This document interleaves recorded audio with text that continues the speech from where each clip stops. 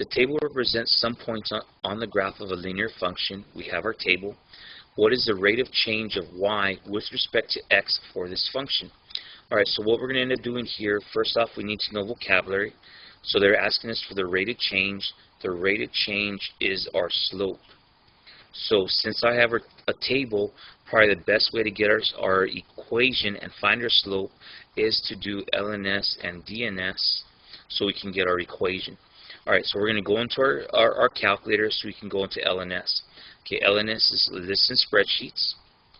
Okay, we're going to go to the top of our first column. We want to label that one as X. Then we're going to go to the top of our second column, label that as Y, and now we can start entering our values. Okay, so on our values, our first X value was -2.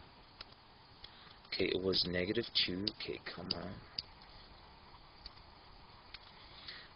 Okay, it was -2. There we go. Okay, it was -2. Our next value was 0. Our next value was 3. And our last X was 7. Okay, from there we're going to go ahead and type in our Y's. Our first Y was 12. Next one was 3. The next one was -10.5. And our last Y was -28.5. Alright, let's just double check. It was -2, +12, 0, 3. 3, -10.5, 7, -28.5. Okay, so we're set to go. So what we'll go and do is, let's go and get our equation here on this page. So what we're going to end up doing here is we're going to click on Menu. We're going to go to Statistics, Stat Calculations, and we want our linear regression. They did say it was linear, so we can go and get our linear regression. And between the both of them, we're choosing mx plus b. Okay, now our x values are on our x list, and our y values were on the y list. So we click OK. So here is my m. My m is my slope, -4.5.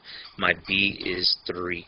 So what I can do now is I can come to my problem, and my answer was y is equal to -4.5x plus 3.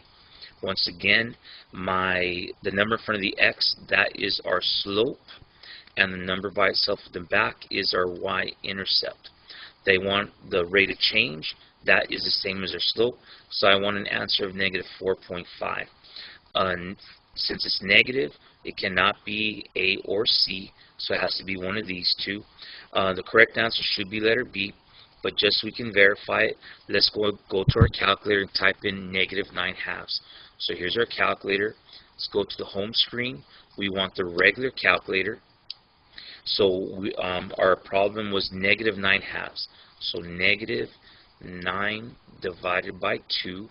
If I click on enter, I get a fraction. To turn the fraction into a decimal, we click Control Enter.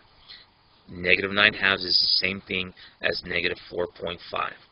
So here, this we said was the same as -4.5, which is what we wanted. The correct answer for this problem is letter B.